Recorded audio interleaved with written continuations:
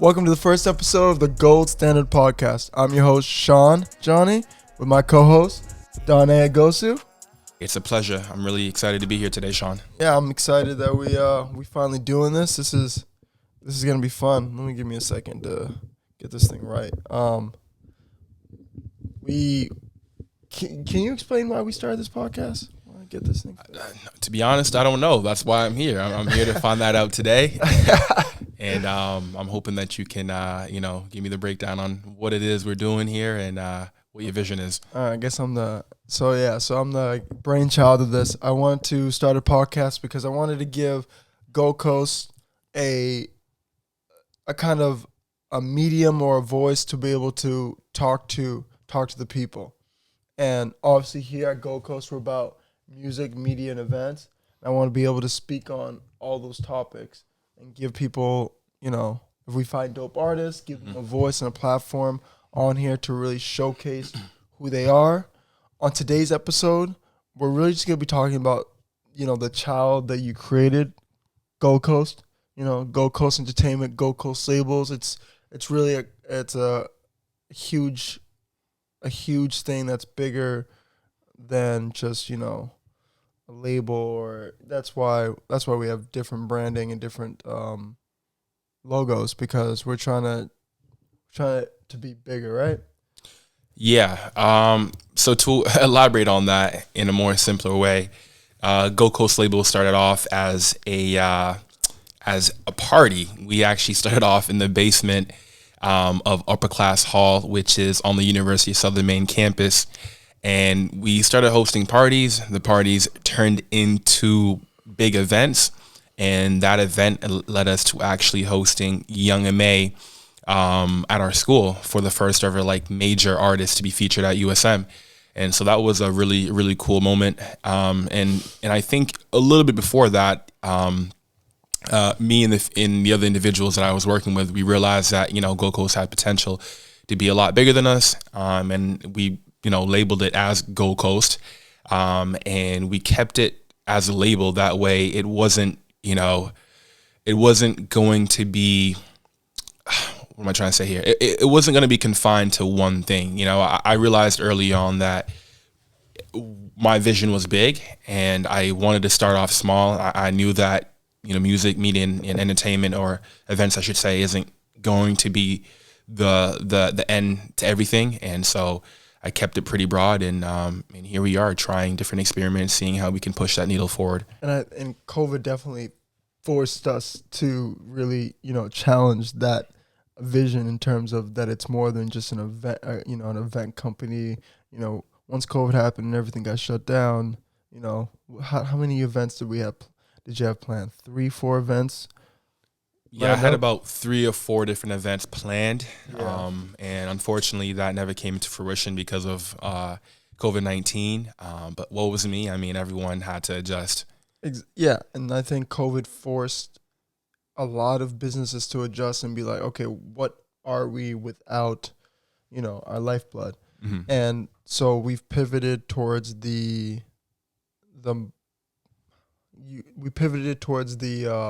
artist. Mm-hmm. We pivoted towards giving them a voice, giving them a platform where they can showcase, hey, I'm good, give me a chance. And I think that's gone really well. How do you feel? I think it's a work in progress. I think we have a lot of learning to do. I think things are changing really fast within the industry, and I think we're just grabbing a small part of the industry and trying to capitalize on that. But I think we've done the best that we can in our area so far. Like I said, our vision is a lot bigger than maybe what we portray on our social media or even to, the people around us. But we're just taking it one step at a time. And yeah. All right. Well, I just want to give kind of a little introduction in terms of how the episodes go. So we're going to do, some questions for you about you as an individual. Yeah. And then we're going to do questions about Gold Coast. Then we're going to obviously talk about what's going on in the media, what's going on with the music industry, that Kanye West interview. I enjoyed it very thoroughly. I think Kanye is a maniac and a genius all at the same time. Nah, I definitely agree. That guy is definitely different, a true intellectual, but also a madman. And madman at the same time. I'm Yeah. like, okay, so let's just jump into it. Let's really get to know Donne, Mr. Hollywood from Lewiston. Okay, let's get. What do people misunderstand about you the most? Wow, that's a good question, huh? It's a way to start off an interview. Yeah. I'd probably have to say that sometimes I come off a little too strong, maybe a little aggressive. Can definitely be very headstrong. And I think what people misunderstand is that I'm someone who genuinely believes in everyone, and I always see the good and the potential that people have within themselves, even if they're not able to see that. And so I tend to push people, even if they don't want to be pushed. Yeah. So that means I could critique you. That means I'm going to be very honest with you most of the time. You got that Steve Jobs dickhead energy. You're like, yo, this I could wouldn't be perfect. So maybe maybe at times I might come off that way, but from the bottom of my heart, it's really just me trying to better the people around me. I genuinely believe that if you can have a good group of people around you that are happy or pushing towards things that they strive to do, that makes me happy. That's how I find my inner peace, is knowing that everyone around me is kind of pushing the needle forward. And I think that's what made our business relationship and our friendship work so well, due to the fact that we push each other. Yeah. Neither one of us, I don't think we're ever complacent whatsoever. Mm-hmm. And I think we love being uncomfortable. Yeah. And doing new things. I remember when we did the our last recent event, our performance party. Mm-hmm. That shit sucked, but it definitely pushed me out of my comfort zone, and I got a greater appreciation of how good and bad throwing an event is, and how even if you try. That was just a tip of the iceberg of an event. That was a tiny event. And I got to see how how very detailed you are in terms of those events. How I think I'm a little more nonchalant in terms of what happens.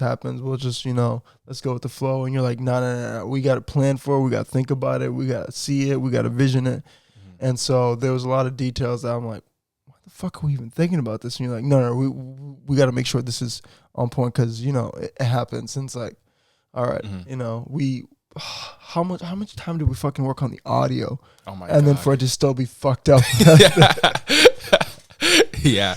That's the thing about, creating an event. I mean, it's never perfect. I mean, I bet you in Hollywood, when they're doing this stuff, there's malfunctions all the time. Yeah. And people aren't on time.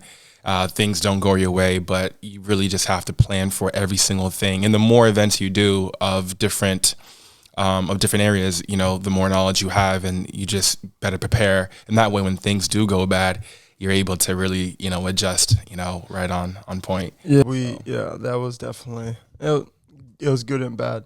So what does your morning routine look like? What is Donnie like? How does Donnie be Donnie? How does greatness happen? How does the greatness happen? Yeah. I heard you piss excellence was this guy. Honestly, I've had a morning routine for a while. I don't think I was intentional with my morning routine until maybe 4 or 5 years ago, while I was an undergrad.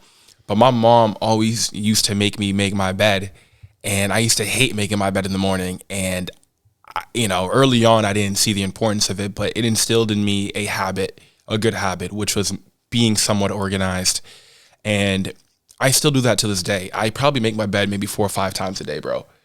Yeah, like if my bed is disorganized, I will literally fix it and make sure it's good. Yeah, I'm learning something new. That's I understand making your bed. Like you could go to my house right now and my bed is made, and I think I think when you are able to do things and give control to yourself, it's very empowering. Yeah. Even if it's the smallest thing, Yeah. And then furthermore, to elaborate on that, I'll wake up and I'll probably do a few push-ups. I always say a morning prayer. Always, wash myself.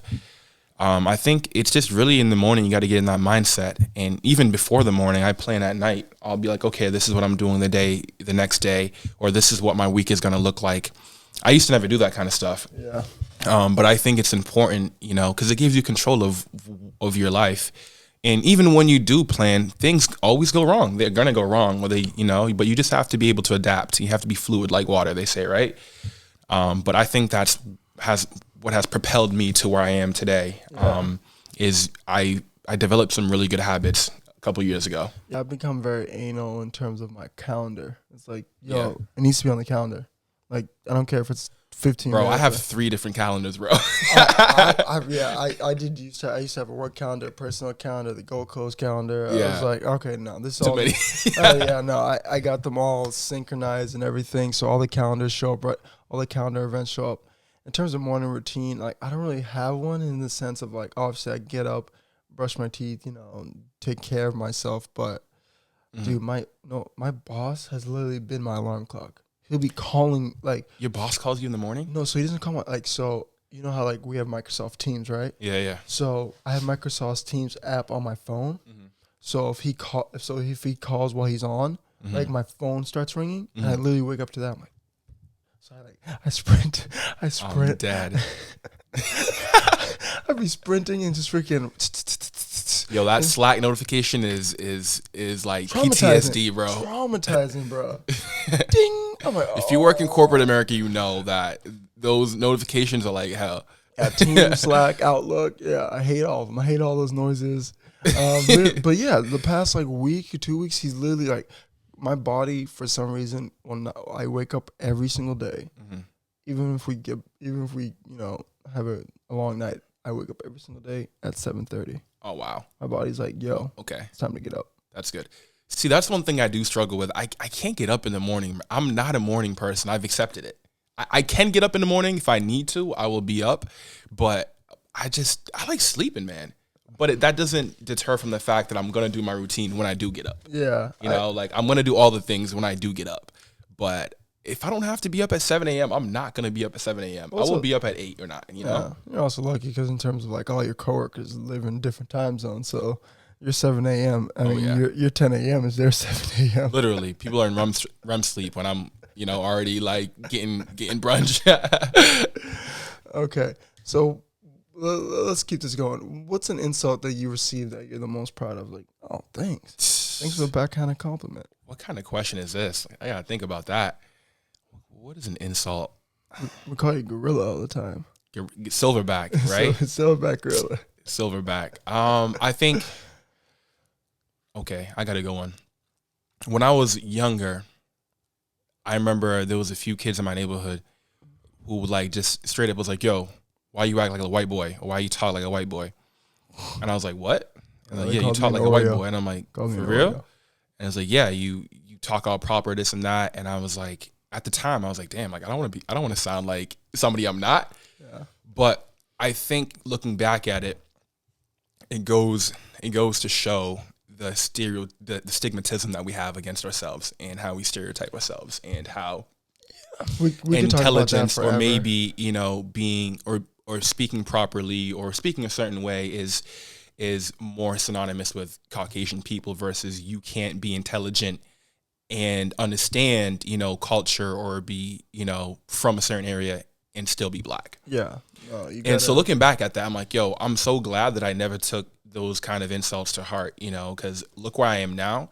And those people that were insulting me and my friends for speaking a certain way and carrying ourselves a certain way are probably not where they want to be, So I don't, I think as a culture, us African-American people, and just the African diaspora, like if someone insults you and says that, hey, like, why do you talk a certain way? Like, well, everyone is different. Not everyone you come across is going to be from, the hood and even if they are, it doesn't mean they're going to talk like they're, from the hood. So I don't think that speaking intelligently or speaking a certain way is should be synonymous with, a certain culture or a certain group of people. Yeah. Especially with us. Like we should not be, downplaying kids because they want to be intelligent or they want to speak a certain way. Like that just is not right. We could literally talk a whole podcast, 2 episodes on just that because I was called the Oreo. It's like, Sean, you're black on the outside, dark as shit, but you act white as mud. I'm like, what? I'm like, what do I do? It's like the way you talk, the way I'm like, yo, that don't make no sense. But no, we doing all right. We doing all right. We doing all right. But okay, speaking on more of your childhood, like what's give me like a favorite childhood memory. That's something that that sticks to you besides the insult. I'd have to say going back and just thinking about. Don't criminalize yourself. I criminalize myself. Hell no. I'm about to get a little sentimental, actually. Oh, we're getting deep. Thinking back when my family was like really a family unit. Oh. And, we would sit around the crib and watch 106 in Park. And my mom would be cooking. My dad would be playing music. And I'll be just bullshitting, running around like a crazy kid. And Gloria, my little sister, would be, hanging out, doing whatever. So it's not like one particular moment. I'd say it was a stretch in time or a period in time where I remembered my family being happy in my mind. And so that has to be probably the happiest moment I have right now. Dude, I'm trying to remember the 106 in Park, like host, the female host. Cause yeah, I would sprint home from school to see her. I was like, oh, what's popping? What's popping? Yeah, I can't remember her name either. But I can't. Yeah, I was trying to. But all the hosts were pretty valid. Exactly. They had a lot of hosts. They raffled them through. They're fucking. Didn't they have Bow Wow and then they had Terrence or whatever? Yep, they had Terrence. Yep, okay. Bow Wow and some other individuals. Yeah. Tyra Banks was Tyra Banks on? No. Okay, so Terrence J, Roski. I don't know how to say her name. Marie Freewright, Bow Wow. Bow Wow does not. I'm not even gonna talk about Bow Wow. Sorry. I read some stuff earlier about Bow Wow. It's just he's a little funny. He's a interesting dude. All right, this question's for the ladies. The lady was like, oh God. No, this is well, I know me. What type of sign are you, or what's your horoscope? I'm a Leo. I'm a Leo. So I don't know, what that consists. Okay, I do know what that consists of, but I don't let these horoscopes or these zodiac signs or these traits and characteristics define my life. I think they're interesting and I think they're good, for like table conversations. But and not saying that there isn't any truth behind them, but I don't let it define who I am. I'm gonna keep it a buck. I don't think there's any truth behind it, but I think it's. I think there is some truth behind it. Maybe not the way we interpret it, and maybe not the way we know it, but everything is connected, especially, with astrology. I mean, the stars are connected. We're connected. We're all energy. I believe that there is probably some sort of connection. I don't know myself. So you tell me about the ways the stars were aligned on the day of my birth has something to do with the person I am today. Absolutely. Could be true. Absolutely. That doesn't even sound crazy, to be honest. I mean, there's so many other factors that contribute to who you are. No, think about there's 2 factors. What? And your genes. Yeah, but so all those DNA doing all this connecting and splitting, and then what I'm saying, like that sounds crazy too. Like, why can't stars align to be like, yo, we're gonna make this beach ass nigga today? I'm moving on, yo. I don't know. I'm not doing that, man. I'm not. Anyways, Leo is a compassionate, a big heart, conscious, driven, natural leader. Those are the 4 main characteristics, which I definitely can see. But at the same time, I probably know a bunch of people born the same day as you that are just lazy bitch ass niggas. But we'll keep it we'll keep it on a positive note. All right, let's talk about that money, that cheddar, that money, that paper. Yeah, the thing that.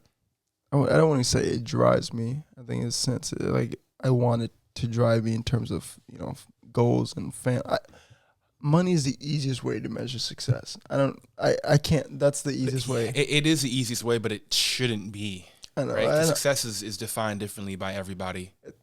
Okay, so my success, the easiest way for me to measure success is money because that's countable. Happiness, I understand, like, oh, your happiness should be, or your success should be based off your happiness.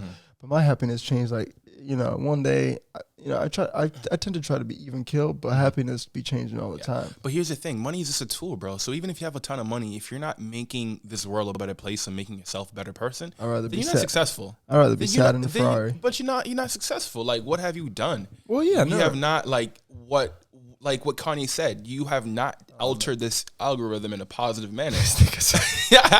Like, what have you done, bro? What have you done for me? He said the algorithm like 40 times. He said we were in the game GTA. He's like, yo, this GTA is like, it's the truth. Look at Facebook with Meta, and them basically. They had an ad. I saw that yesterday. Ad today. I was like, damn. Yeah, I don't want to be involved in that. I don't want to be involved in anything in that. I think imagine if you had to put a headset on to go into work. I don't even play video games, but I would be in the metaverse, bro. I want to try it. I think it'd be so intriguing. I'd be 6'8", 245. True. I'd have a full beard. Oh man, we could talk about the metaverse at a different time. Okay, so back on the money. You won $10 million tomorrow. How you next year? How you spend that cheddar? How you spend this cheddar? How am I spending it? Yeah. All right. It's greenbacks. Damn. Honestly, these slave owners. I'm straight up just gonna reinvest this. I'm putting this back into crypto, back into stocks, buying some property, and I'm gonna be cliche. I'm gonna cop a Range or like a Ferrari Enzo to be specific. Like, I'll reward myself because I've already been doing well. So that blessing, of $10 million is just what's owed to me from God. Yeah, I would honestly reinvest probably like 60 to 70% of it, to be honest. And then spend the rest on some whips. Whips, maybe a house for myself, and then maybe my family. Well, definitely a house for myself. But yeah, definitely a house for myself. And taking care of my family. Okay, so for the viewers, we're in the state of Maine. Mm-hmm. Let's say you get to 10 million. You could be wherever you want. Where you going? Where are you relocating? Where am I going? Yeah. I'm putting you on the spot. All right, man. I don't even want to talk about where I'm going because, when you put certain things out there, like, I feel like certain energies can knock you astray, Certain energies? Yeah. I mean, okay. So, all right. I would definitely want to relocate to Miami. And no, not to party and bullshit and to be a dickhead. I don't talk about this much, but I've been investing in crypto for the last 1.5 to 2 years, and it's something that I'm pretty passionate about. I also work in tech during my, as a day job. And so from what I know, Miami is actually becoming a tech hub, and they are actually developing different crypto-friendly laws, such as just incentives and being able to, not be as taxes heavy for owning crypto. So I want to be somewhere where my money flows easily. I want to be somewhere where I can, utilize my skill set, and being in the tech sector, I can, if I want to find another job, I can do that. If I want to keep my job, I can do that as well. I also run Gold Coast labels. So Miami's huge on entertainment and it's a big melting pot. So I think being able to connect with other individuals that are further ahead than me in the entertainment space and just business in general would be massive. And Miami maybe isn't the biggest place or the best place for, not say best place, but maybe isn't known for its business. It's more so of like a getaway, of a retreat or party city. But there's opportunity there with the new mayor, Suarez. Shout out to Francis Suarez. Yeah, I've done my research. Done his research. Yeah, so he's really pushing the needle, trying to get people to relocate into Miami just because of crypto and make it a tech hub. And I want to be a part of that. So that's probably where I'd relocate until I got tired of it and move. But that'd be the first stop. All right. Well, this is a great pivot point. Okay. Because I want us to talk about our baby, the reason why we're here and the reason why things are happening. Gold Coast Entertainment, Gold Coast labels. Just you've given a backstory of how it all started. Just you and your friends, like you wanted you guys wanted just something to do on campus, because we went to a school. Well, you went to a school, and I went to half the time. But you went to a school where there was nothing to do at once it hit 8 to 9 p.m. Tragic. So you guys, you go ahead. Tell the story one more time. Tell a story about how this all started, or yeah, tell the story how you guys ran your first event. Yo, the first event was gritty as fuck. Like, that shit was grimy, greasy, all that. I mean, we had it in the basement of a college dorm, and we had no expectations. And I started with 2 other individuals. Shout out to Mario and Shetty. And shout out to all the people that pulled up. Shout out to all the staff members that helped us put on that wonderful event. But it was so lit in there. Like, we broke the elevator because there was so many people coming up and down. Elevator got shut off. We got turned off like an hour before we were supposed to stop. And we made this slimy video for it too. And I remember we just had no expectations. Like, yo, like, if we can just get some people here, play some music, it'll be a good time. And I think we had maybe 200 to 300 kids that showed up, kids from other schools that pulled up. And that's when we're like, yo, like, that was dope. And so the next day, I got a message from, I was told that the RD or the staff members like, yo, never again can they have a party again like that in the dorm. So I'm like, shoot, like, what are we going to do now? And they're like, no, you guys have to do it in the student center. So I'm like, wait, they're going to let us do it in the student center? And so it just turned into this whole saga. What is your favorite event that you've done? My favorite one, bro. I got a few favorite. All right, okay. I got like 3 favorite. The first Jersey party that we did, Sean, you weren't here for the first Jersey party. But I knew you were going to say that. The first Jersey party we did was crazy. I'm talking, I had like 4, 5 jerseys. I had to lend them all out because people was like, yo, let me get a jersey. You got a jersey? Yeah. You know what I'm saying? So I was giving out jerseys. We had so many people. I think we had probably like 600 to 700 kids that just pulled up, and everybody was decked out in their favorite, in their favorite gear. Like, the vibe was crazy. It was like nothing like that has ever been done at USM. And like, shit, we made some money too. So it was awesome, being able to put that on and, being able to reward ourselves too. So it was definitely a good time. And then I'm going to say Blackout. We had an event called Blackout, which if you ever have a party called Blackout, just know shit is about to get crazy, like, I just remember it being, I think they said almost 1,000 kids showed up, but they had to turn people away because it was not enough space in there. Yeah, I remember that. But I think that was the biggest event that we had on campus. Was it Jersey? Which party was it where one of our teammates was literally gone, but like walking in? Like, walking what? He walked in, I think, when he was, because to get to the student center, he had to go down a flight of stairs, and he ate it. Like, I'm talking, I don't know. I think it was the second Jersey party. I think it was the second. No, it wasn't.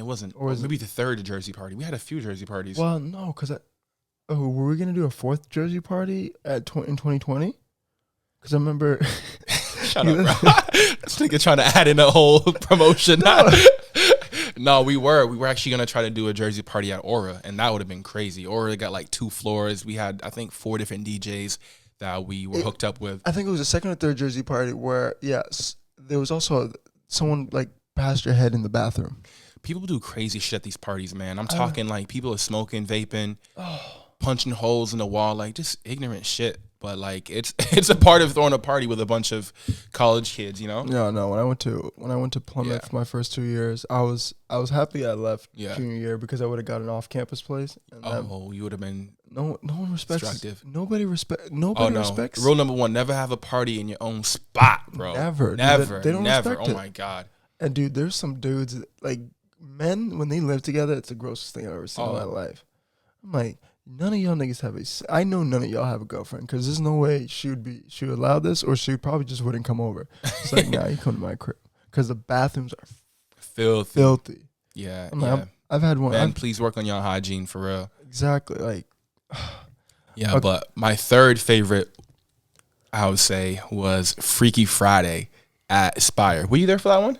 Yeah. Well, across the street from the first one or the second one? You were there for the second one, right? I don't think you made the first one. I don't remember. Dude, how many events have we thrown? We threw a lot. Oh, we have to go through them because Yeah, but no, Freaky Friday was crazy because we had a party at an old church. Lord forgive me, but he gave us the blessing. You know, he gave us a blessing, and we made it happen. And I remember like the venue manager was some like old coot, but he was cool as hell. Jim, shout out to Jim. He's like, yo, whatever you want, bro. Like, just hit me. I got it. We're gonna make sure this is perfect. You know what I'm saying? He's like, you got girls coming. You got girl. I'm like, yo, you like 45. What are you talking about? Girls coming, bro? He was living through you. I know he definitely was, but that was crazy because I think we had probably close to 1,000 kids that showed up that time too, and that was off campus because they kicked us off campus after the blackout party. Shout out to Kalani. Kalani, you know, tried to fight kids and stuff. Yeah. But yeah, Freaky Friday was crazy because we had it was like a balcony, and I'm talking I felt like section. Ghost from Power because we was just overlooking everything, and then there was a stage, and Mario was just killing it on stage. Bro, you wouldn't let me up there. It was because it was a VIP section. No, bro. Yeah, you're like, oh, these people rented it out. You were up there. I was like, I hate you. It's probably because we weren't even we were close at the time. Yeah, I didn't let you up there. No, you lying, bro. I definitely let you up there. What? I tried to That's go up there. That's fucked up. And he had the sauce back then, clearly. I remember the VIP. Well, they paid for it, so I wasn't gonna be like, "Yo, like." I don't care. What's the only VIP? I don't really like VIP. You heard that? If you pay for your VIP, stay away from Sean because Sean does not care about your space. I'm coming through, yeah. Especially if I throw the next one, I'm coming. You're gonna be talking to me anyways. What was it at Empire? Yeah. We're in that VIP section. It was just a space for to breathe because the mosh pit down there was crazy. I know Empire was it was too tight. It was too much. Yeah. No wonder why they didn't want to do it again. Wasn't it 18 under that we did that one? No, it was 18 and under? No, sorry. 18 and up. 18 up. Yeah. 18 and up. Okay. So what's the most important lesson you've learned over your career, you know, being the head honcho at Gold Coast, being Mr. CEO, oh my God, all the gas, all those toxic labels. Yeah. You really just have to believe in yourself. You have to have a vision for yourself, and if you don't have one, do something. Jump, because each step you take will open your road. Essentially, you know what I'm saying, will take you on another turn, and you can learn from your mistakes. I mean, there was a point in my life where I felt like I wasn't on the right path, and I remember I had to make some big changes, and I started changing my habits, started changing the people I hung out with, and I think Gold Coast just kind of was a blessing to me because it gave me something extracurricular to really be proud of, and actually this is actually another side story, but in the beginning I wasn't really fucking with Gold Coast. I wasn't really like, oh, this is something I really want to do. I'm like, this is just something to do, because there's nothing else to do. Yeah. But everyone around me was like, yo, we should keep doing it. Keep throwing the parties. This is you, man. You got it. And I'm like, nah, I don't want to be known as someone who is a party boy or a promoter or no offense to promoters or party boys. I'm just saying I was trying to get away from that negative connotation, you know? Word. But I saw the light in it, and it taught me a lot of business skills because I had to essentially create a business, or I was intentional about what I was doing at some point. So my biggest lesson is, and this is cliche as hell, but you got to believe in yourself. If you don't have confidence, then why would anyone else support you or believe in you or even want to hire you or want to be around you? If you don't think that, or if you don't believe that you are a person of esteem or going to be a person of esteem or that you're valuable, then why the fuck would I want to hang out with you? So lesson of the day is just believe in yourself. If that job interview, if that job has qualifications that you don't meet, still apply because you just got to. Think about it. I went from flunking all my classes, right? And I would think back to it and be like, oh, why am I flunking my classes? And I'm like, oh, is it because I'm dumb, or is it because I'm not putting in the right time to actually succeed? Obviously, everyone is blessed with different characteristics that make them better at certain things, right?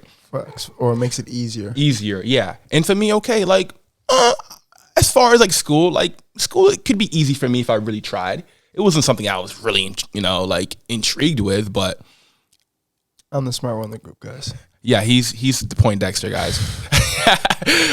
I'm the fun guy here, clearly. Yeah. But you're also the visionary. I'm very you're very analytical and very technical, which I love, man, because like, even though I'd be mad as hell when you say no and be like, nah, or like test me, like, why we gotta do this? But it makes me think, okay, maybe I should do this. And I always consult other people around me. Yeah. But back to my story. What was I saying?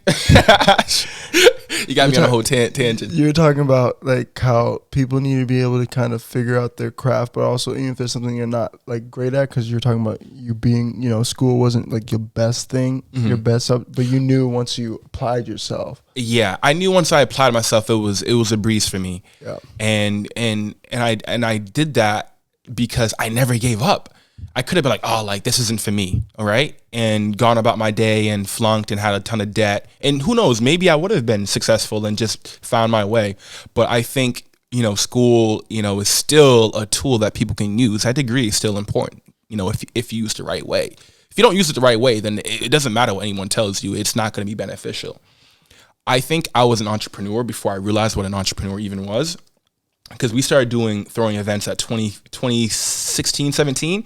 And this is right when people were like, oh, like entrepreneurship, oh, like this and that. I didn't know what an entrepreneur was. I was like, oh, we're just throwing parties, making money and doing this. And that word is played out. I don't even like using it. Yeah, I don't know. Yeah, it's very, I feel like people be like, oh, people just be tiny ass businesses making 20. No, don't listen to him, bro. If you have a side hustle or whatever, it doesn't matter, bro. You still can do it. No, I know, but I just don't. I feel you. I feel like it's overused and exactly. And it's a trending word. It's exactly. It's a trend now. Everyone wants to be an entrepreneur. Exactly. Before it used to be, I felt it was like the reason why you were called an entrepreneur is because you were doing so many things, and like at an equal proportion that you couldn't be classified as something. Like for me, like I think, like if you look, I'm more of a real estate investor, than anything else, because that's primarily, I would say, where my money, wealth, and all that comes from at the moment. And then obviously I do other things, but I don't do those at like an equal proportion. Like it's either me being an accountant and then me being a real estate agent. But before it used to be like, oh, you were in this company and that company and this company and this company. It's like, just because I think just because you're a business owner, if you created a business, that doesn't make you an entrepreneur. That makes you a business owner. You know what I mean? But when you run multiple businesses and you do multiple things, then I can't. So you're saying that to be an entrepreneur, you have to be engaged in multiple ventures. Because it's the word is for people who are in such a broad amount of things that you can't like classify them in one thing. That not to be very what is it? Not never mind. Yeah, so that makes a lot of sense, because when I talk to people and people ask me what I do, I have a hard time telling them what I do. And I hate that. I hate when people come up to you and be like, hey, what do you do? Like, are there not other ways to engage individuals or people that you first meet, as far as, getting to know them? Well, that's how, but the I know, but I hate that. Like, don't ask me what I do or what do you do for work? Like, come on, man. It's because here's to respect. It's to gauge. I know, but that's not like, people should not be defined by the work they do. I know the work you do is important, but just because you work at some firm or you do this or you drive this does not make you any better than anybody else, really. No. It might give you more esteem and more confidence to be better than other people because you've worked and you've taken the steps to get to where you are.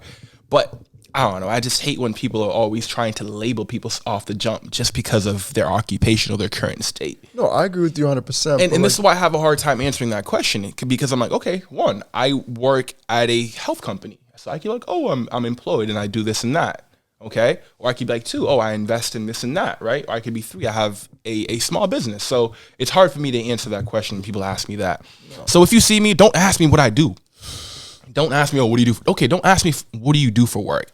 Ask me, how are you doing instead? How are you doing? What is it exactly you're doing? You know what I'm saying? Like, I just feel like there are certain things that we need to change, even if it's just small things. Just change the algorithm a little bit. I swear, I will get into that kind of stuff. Okay, well, I agree with you. People shouldn't be asking what you do to gauge your respect. Like, if I say I'm, if I say I'm a design computer designer. Because here's the thing, too. People are so attached to what they do for work, I think that's an American thing. Yeah. But they hate what they do for work half the time. Well, they hate who they are. And so I don't find it engaging to, ask people off the jump, like, what do you do for work? Like, ask me that maybe a couple minutes into the conversation. Okay, like, what do you do for work? Okay, whatever. But don't come up to me and we shake hands like, oh, what do you do for work? Like, no.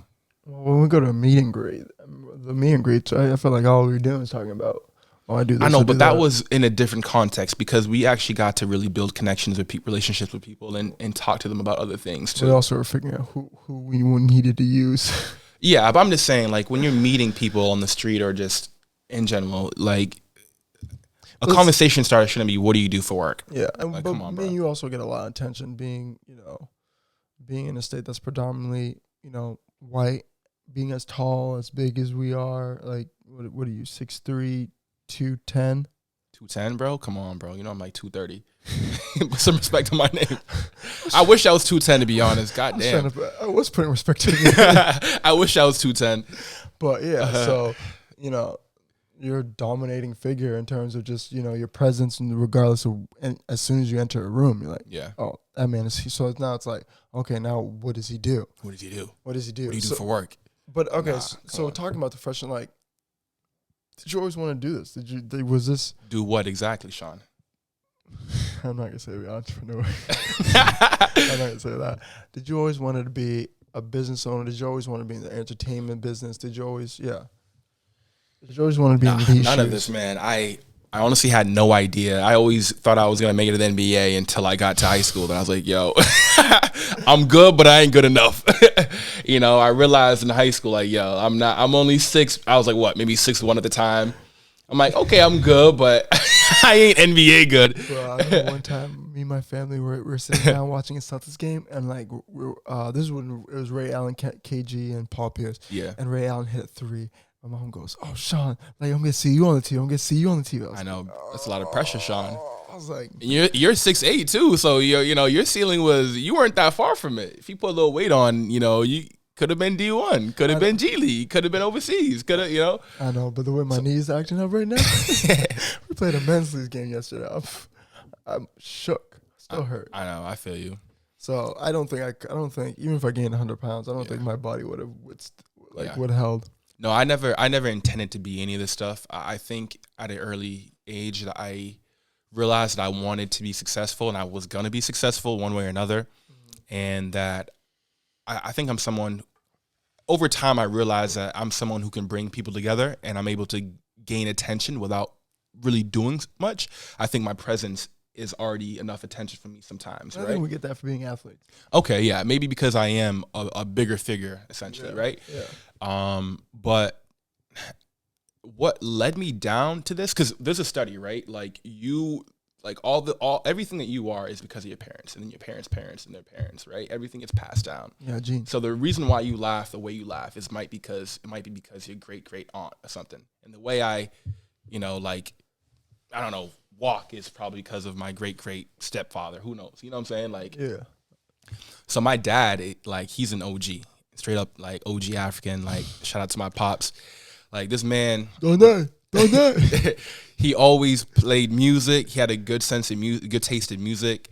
Really into like dressing well, liked cars, and at an early age, you don't pick up on the fact that you are taking after your parents, You're like, oh, I like this because I like it. But you don't realize that you're liking this stuff too because it's around you and it's in your environment.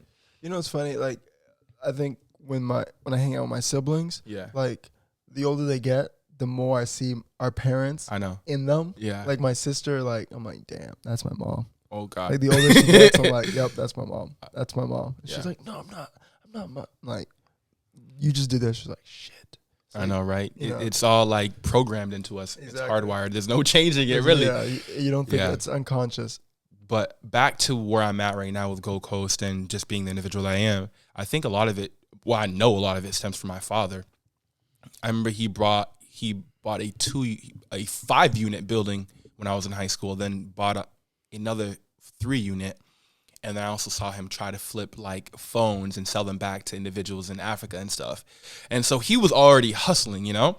And I was like, okay, that's cool. I didn't really think too much of it because our relationship would always be up and down, always butting heads. And I think it's because we're both very headstrong. Yeah. And I think I think thinking back to it, I'm where I'm at now, and I am who I am now because of him. You know, because I'm into music. I'm into like nice things. I'm into, you know, dressing a certain way and just hustling and having my hand in every little thing, kind of like my father. Yeah. My mom, I can cook. Like you probably look at me, wouldn't even think that I could cook. Like my mom is a fantastic cook, and like you put me in the kitchen, I will whip something up, and it's because of my mom.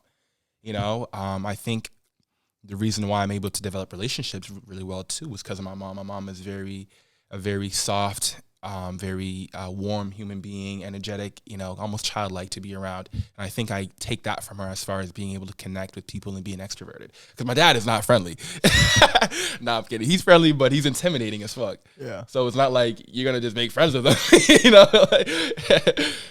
So talking more about the personality, like, well, what's the most important like trait, strength that someone needs to have to be, you know, in this, you know, this business ownership, this, you know, type environment? Like how do you think you're going to succeed? Persistence. Amen. Right? Persistence and consistency and discipline. That should just be like one. I said three different things, but they're all one thing, really. They're all I think tied consistency back. is the most important. Well, thing, you're consistent because you're disciplined, right? Yeah. And you're persistent because you're consistent. And I don't know, it all ties back plays together. Yeah, I agree with you. So those three, bro, you have to have that. I mean, and then what? You have to believe in yourself. Like, no one's going to give a fuck about what hair product you sell, and no one's going to want to come to your party. No one's going to want to listen to your music. Like, you have to think that you are the best, or you are working to be the best. And then you have to put the time and the effort behind it. And that goes back to discipline. So what do you think artists are missing? Artists? What do you mean? In terms of like, why do they struggle to even get people to hear their music? Well, because there's so much competition. It's like you and I trying to make it to the NBA. They're like, you don't know what you don't know. It's saturated. Like, how do you get to the top? I mean, a lot of it is chance, right? And a lot of it is, okay, you really have done the right things to get here. But there are very few people who will dedicate their whole life to one thing until they succeed. Unless they've already done it before and they're like, okay, I don't care if this takes me 50 years to do this. I'm going to do it, you know? Well, yeah, the studies show that, like, you don't become, until 10,000 hours, right? Yeah. Even then, the 10,000 hour rule is it just gives you a chance at being a professional at what you do. Exactly. It doesn't guarantee it. There are plenty of 10,000. Yeah, there are plenty of artists that are amazing, but they don't get that same type of love because they're just missing this one thing. Or maybe they fell out with this one producer, and like it's the butterfly effect, right? Yeah. So like I think our energies is probably being controlled by other existing things, to be honest, if you think about it. Or it could be straight up chance, okay? Like, there's no saying what makes one person better than the other besides what? The sound, the quality, the marketing, and do you pass the eye test, right? I think if you break it down a percentage, for me, like 50% of the people just suck. Like, well, yeah. Like, they haven't found the sound yet. No, 50%, no, 99% of people suck at everything. Yeah, we could literally suck at this, but you know what what separates us from maybe other people watching this is that we're not going to stop. We're going to just do something else. Facts. Right? We're going to be like, okay, we learned this. Well, let's do that and replicate it and do it better. Facts. You know, but you failed when you stop. Like, I could have stopped taking classes and flunked out of college, but I didn't. I was like, yo, I'm graduating no matter what. And it paid off tenfold. Yeah. You know? And so it really comes down to, are you willing to sacrifice everything? And is it even worth you sacrificing everything for what you think is at the end of the road? Facts. Okay, so we've learned a lot about you. We've learned a lot about Gold Coast. What are 3 books you can recommend to the audience, and why? All right. Rich Dad, Poor Dad. Amen. Because you got to understand financial literacy. And I think that's such a basic rudimentary book that everyone can understand. You can literally read it in an hour. And it's great. And then Power of Positive Thinking. Shout out to my man Byron. He put me on that book back in 2016, 2017. B2 Extra. Shout out. Extra, yeah. And that changed my whole life, man. Like, I was at a point where it was like make it or break it for me. And I remember Byron said, yo, just read a little bit. Just read, you know? And I always liked reading, but I didn't know what to read. And he said, just read this book. So I read it. And it really changed my whole perspective. It comforted me in a time of darkness, essentially.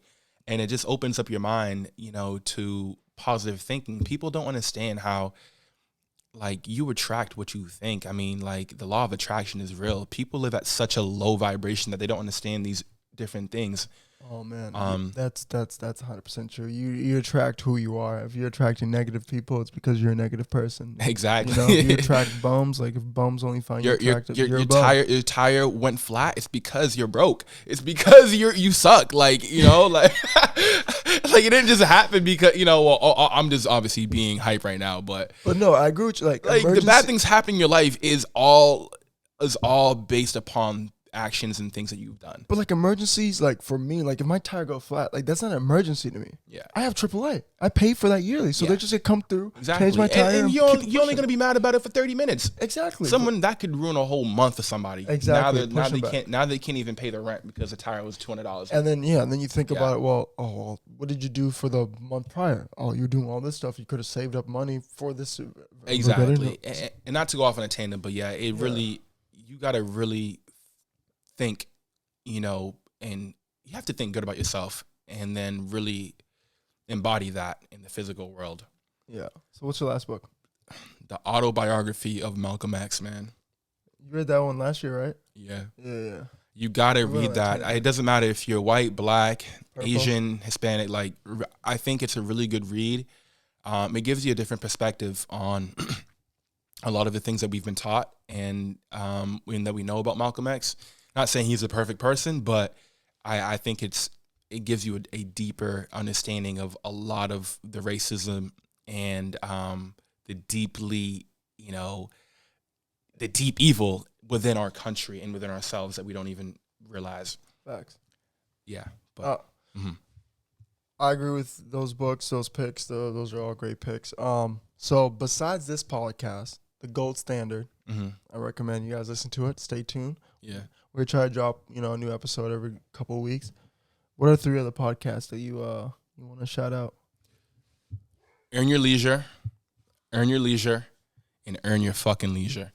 So those were 3 podcasts that you suggested. And they're all the same. Yes.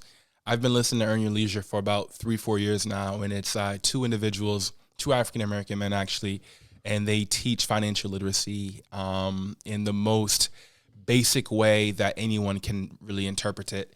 And I mean, I remember when I first started listening to them, they had like maybe 80,000 followers, and now they're, I think, pushing almost 1 million. They've had Mark Cuban on board. They've had conversations with Rick Ross. Like, they're global. They're big now.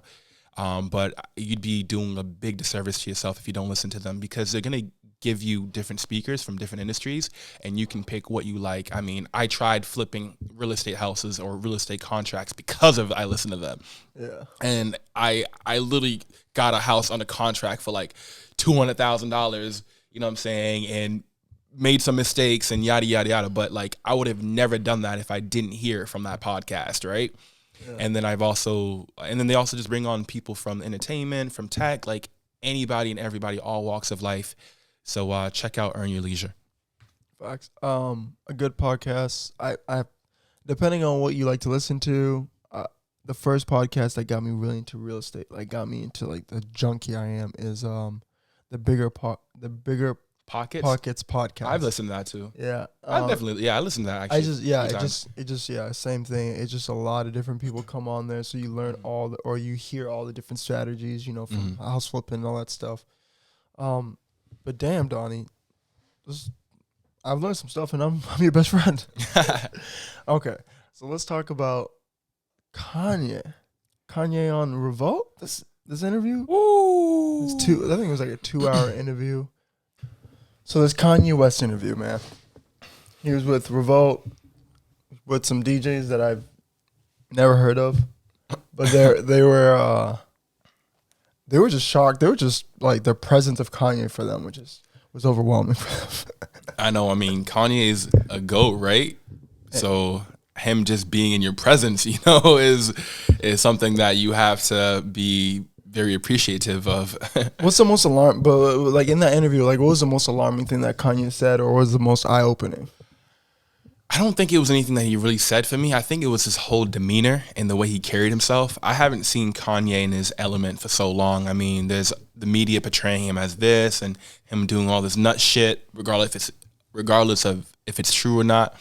So I haven't been able to see him actually just chill and be in his own element and speak his mind, which he clearly did. So it was so shocking to me that he was so nonchalant, so chill about everything and was so true to himself. Yeah. Because they paint him out to be this crazy person, which I know is the media, that's what they do.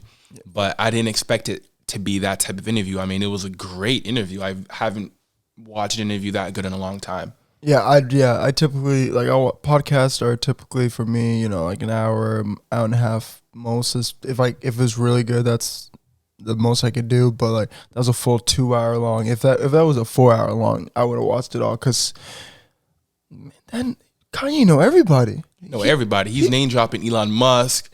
He's like president of IKEA. He's like Jay-Z this. Like I was with Hillary. Hillary. He's like, it was my first time meeting Hillary, but I was with Hillary. He's like, and Oprah was across the table. I'm like, yo, what? He's like Jeff Bezos. That's my peer, like Virgil. Like, I mean, it really just shows you, like, in this game of life, right? There's levels to this, right? Yeah. There's levels. And I think he is on the level of like an Elon Musk, not like wealth-wise, just because obviously Elon. Well, you can say wealth-wise because he is a billionaire. It's true. That's true. Like, let's not paint him any less because he's black or because he only has X amount of billies.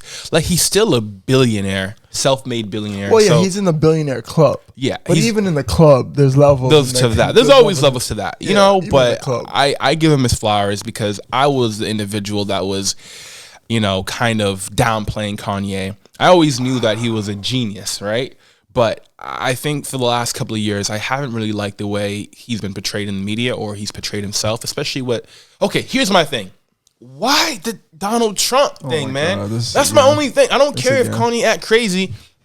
It was a simple fact that, like, why are you pushing for somebody that doesn't have our best interest of mind? Not saying that Biden and Kamala really do either, but we're picking from the lesser of two evils here, right? And I feel like he was picking somebody that was very detrimental to our culture, and not even to black people, to just America. Like, you know what I'm saying?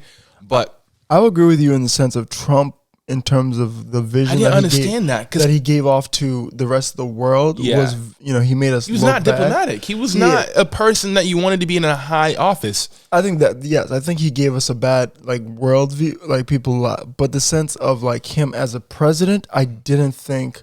Well, he didn't really have to face that many challenges. He, I mean, he faced COVID. What do you mean? He had definitely had challenges. Well, he had COVID and then got kicked out of office. I was like, COVID happened. Because I'm gonna keep it a buck. If COVID didn't happen, he's still in office. Oh, absolutely. He's still in office. Absolutely. He's winning. You saw how close it was? Yeah, I was about to say, he's still winning without COVID. And then he'd do a dictatorship and get a third one. Yeah, he'd be like, oh, well, the Constitution really says this. I'm like, this nigga be making up rules. I know. And then he's like, you know what? Let's just go to the court. The Constitution is open to be interpreted, right? I know. Open to interpretation. I know. We really run our country off of a 500-year-old piece of paper. I don't even know how old the Constitution is. Yeah. Don't you think the Constitution should probably get revised at this point in time? Bro, we can't decide. We can't decide on nothing in this country. You think we can fucking be able to decide when we amend the Constitution? Divided, man. We're so divided. It's pretty bad in America right now. I'm grateful that I live here. Obviously, still one of the best places to live on this planet. Oh yeah, no, we can't sit here and tell you that our country is what they used to make it out to be. I watched 20, 30 years ago. I watched a Vice full documentary of black people in Japan. Mm-hmm. So they're basically they interviewed 5 or 6 black people, and they all talked about their experiences in America, due to racism and stuff like that. I'm going on a quick tangent. We'll get back to Kanye, but basically they're to summarize, they're racism in Japan is Diet Coke Light, like, or Coke Zero, and then racism in America is like the original Coke. That's interesting. I bet you people are probably more so fascinated with them being black in Japan. Exactly, and everything they know of black people is due to the media. And they probably never even had to really integrate or, No, it's everyone work around different cultures as much. I'm not saying there aren't different cultures in Japan, but I'm going to assume it's primarily just Japanese people. Bro, America is literally the only country. Yeah, it's literally the only multi-pot. Yeah. Like every other, like obviously China's. Niggas are Chinese. Yeah, everyone's Chinese. No matter. Chinese. Everyone's Chinese. Africa, everyone African, for the most part. True. We're the only country that's, obviously still. And then the European countries are pretty diverse too. Yeah. They come second to us. Yeah, second. Yeah, they have a more, I think the more democratic you get, the better. Let's talk about this. Why are they diverse? It's because they used us as labor, right, to build up their empires. That's why they're diverse. Yeah, it's not like they're diverse. It's not like people came to those countries. Well, people did come to the countries by choice, but in the beginning, it wasn't by choice. Yeah, that's how Great Britain expanded their empire in terms of Yeah. But we could go on a full tangent with that. But back to Kanye. I mean, Kanye, if you hear this right now, man, I apologize for talking down on your name for the last year or two. I understand, like.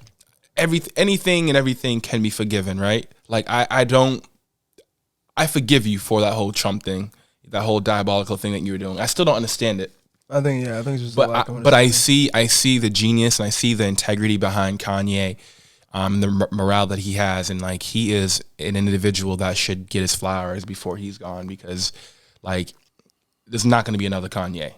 I love that the fact and going on to the Kim thing. I loved how it's like.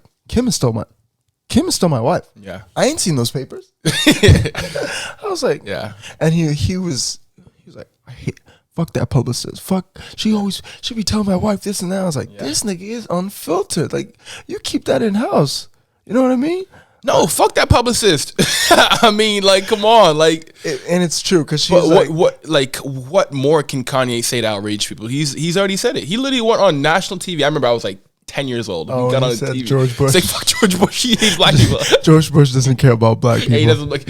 I remember when I saw that, I was like, what? This guy really said that on TV? My favorite Kanye moment still the Taylor Swift.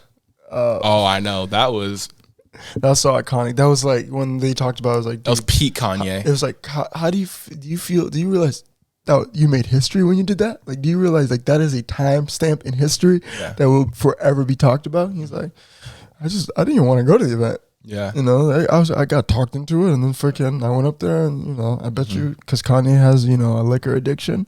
Does he really? Yeah, Kanye. He's been. But he said he had a porno addiction. Well, he has multiple addictions, but one addiction that he's been fighting for a while is alcohol. Oh, I did not know that. Wow, well, that's tough. Yeah, think about being under all the bright lights and stuff like that. Alcoholism, you're right. Yeah. So, and they're feeding this nigga shots. I know, right? They're like, drink. Come on. Oh, no, you don't got it. Well, if you want to. I know, right? They had every liquor there. Jay-Z was there. They had some Japanese whiskey, too. I know. I was like, God damn, I got my liquor game up. I got to get my liquor game. So talking about another member of the Kardashian family, the unfortunate Travis Scott Astroworld Festival. About the 8 people that had died. Yeah, I mean, blessings out to their family, and our condolences go out to everybody that's been affected by that. That's tough. I mean, even us throwing events, we know how hectic it can be and how dangerous it really is sometimes when people are under the influence, especially people that are not even of age. And even if you are of the age, it's still very easy to get out of control. Yeah, and imagine, I mean, how many people were there? Like maybe 30, 50,000 people, I bet? Yeah, well, dude, they literally just they just broke it. Like people started just breaking in. Like they just, once 500-600 people are running. We just got events back and people already acting crazy, man. Like making events look bad again. 8 people died and over 20 people got seriously injured or are in the hospital right now. That's sad, bro. And they just went straight. But that's the thing I hate about a event or in terms of festivals, a gigantic mosh pit. You're just throwing everybody there. Yeah, I'm not doing that. If you're not a big person, I don't do enough drugs to be doing that shit, bro. If you're not a big person, especially those little girls. Oh yeah, there was a 10-year-old that passed away from that. 10-year. What is a 10-year-old doing at a? That's a bad mother. I'm sorry. I don't know. You can't say that. I would take my 10-year-old to a small concert, but I wouldn't take them to Astroworld. Okay, it's a festival. I know. Multiple days. You're taking a 10-year-old? Do you think the 10-year-old was there unattended? It's either way, bad mother. Yeah, true. True. I mean, looking back at it, me as a 10-year-old, I could, if we had events like that, I could have easily snuck into, because I was sneaking in at 14, 15 events. I should have been going to. You still, I think as a parent, you still have to take accountability. Like, where's your child? Yeah, that's very sad. What about the whole Henry Ruggs III incident, man? I was telling people this yesterday. Condolences to the female and the dog that died, because they literally just got burnt alive. Like, but at the same time, like, I'm sad. It's a sad story, but I don't feel sad. Like, whatever happens to him, like, I think it's deservedly so, because like 156 miles per hour. I know. I saw the video. This dude, like, I know. This is weird, right? Because I feel really bad for what happened to that woman. She's gone forever. Forever, yeah, and forever. Her dog is gone too, and her family is affected forever. I even read the story on her, how they were, I think, immigrants or something. From like the Middle East. I can't remember. And they were just coming here to start a new life, and she was close to getting her papers and everything. So definitely very sad. But I feel sad for Henry too.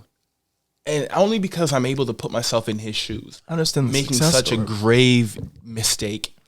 Like, he was a top player in the NFL. He was the number one receiver on their team. Yeah, and he was very young, Yeah. So I just put myself in that, because I've made mistakes before that weren't permanent, but were temporary and still hurt, still stung, right? Yeah. So I can only imagine what he's going through. So I send my condolences to him and his family as well, and hopefully that they can, get out of the darkness.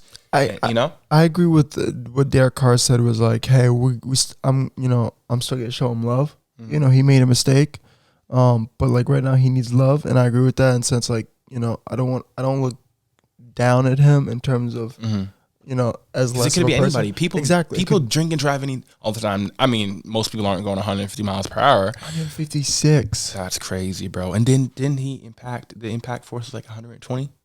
That's crazy. He's lucky he didn't die and his girlfriend didn't die. Exactly. Like, wow. How long do you think he's gonna be locked up for? Probably like 5-10 years. I don't. He's not gonna get the full sentence. And he won't. Yeah, and he won't come back to the NFL. Definitely. It'll be By the time he comes out, he'll be out of his physical prime. Yeah. It's really a wrap. Poor guy. Yeah, but I was hoping like when I heard the news, I was like, oh, maybe it was just someone hit something, or at a red light, someone read a red light, and so they were going relatively close to the speed limit, and it was just an unfortunate event. He wasn't drunk or stuff, and then once all the details, he was drunk, the speed limit, I was just like, did you see the video of the car going? Yeah, bro, that shit went so fast. You literally, like, if you blinked, if you watch the video, if you blink, you don't see the car. I know. I was like, that was fast, bro. Like, but yeah, sad story. But let's end on a high note. Do you have anything else you want to say to everyone? This is the first episode. I thought it went really well.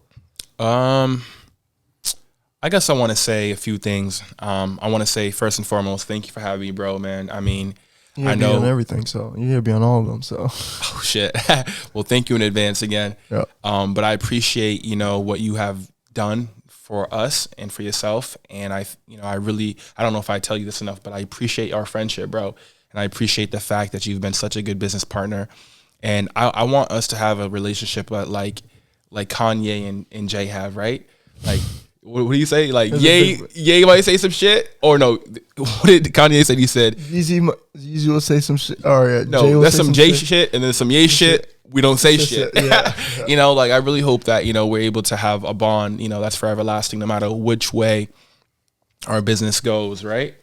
And I think we're both strong enough where we can do that. And friendships, over time, they take time. Doesn't mean that we're always going to be able to, enjoy each other's company as much. I think right now we're at a good space and we're still growing. But I guess what I'm trying to get at is that in this road to success or wherever you're going, like you're bound to miss a few turns, right? And with business, sometimes it can really cloud your relationships with people. And so what I've learned so far is that, you got to really keep your friends with you.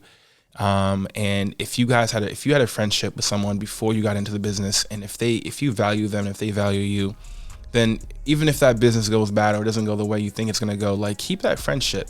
Because as you get older, you don't have much bandwidth for to have a lot of people around you. And I think relationships are the most important thing, outside of having money and looking successful or being successful is being able to have people in your corner and being in their corner. So I appreciate you for having me on. I appreciate you for pushing me.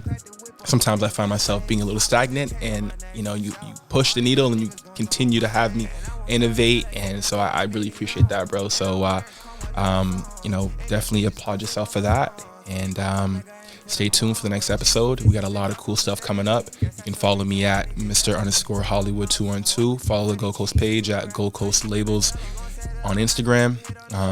We also follow us on YouTube, Gold Coast Labels. Follow us on Twitter, Gold Coast Labels. Follow us on OnlyFans. No, I'm kidding. But that is it for me. That is it for me. I appreciate it. Peace out and stay wavy. Do I get to say goodbye? Go ahead, Sean. Follow it. Make sure you guys hit the like and subscribe button. Comment on who you think we should, if you're from the Southern Maine area, comment on who you think we should have on next. We really want to get as many artists on here to really talk about their stories, talk about the grind, and really talk about, life in itself. And Donne, I want to say I appreciate you. I appreciate our friendship. You do the same things for me. You push me when I feel like I'm getting stagnant. But yeah, just make sure you hit that like and subscribe button, and we'll catch you guys next time at the gold standard. Yes, sir. Yes, sir. All right. Peace. Slaves, I put their chains on my neck for sure. All of y'all niggas gon' know my name, and I won't stop till I get a milli billion.